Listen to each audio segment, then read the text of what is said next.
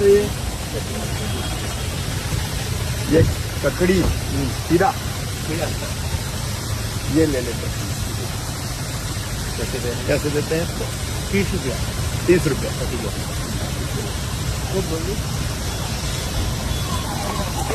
ये ले तौल के देते हैं क्या ऐसे ही देते हैं? वेट करके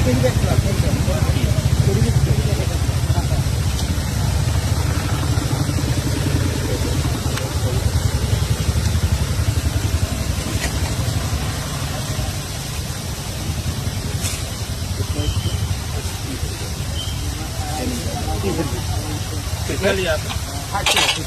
30 हो गई। और ठीक है। ठीक है सर। ये कहाँ आसपास होती है सब सब आसपास का है सर। गांव के? अपने से ये सब अपना खेत का है। अपना खेत का ही है। ठीक है। अच्छा, इसमें खाद तो नहीं डालते ना? खाद नहीं डालते। एकदम ओरिजिनल होता है ज्यादा। बड़ी खुशी हुई। क्या नाम है आपका? रंजीत गुरु। ठीक है, ओके, नमस्ते।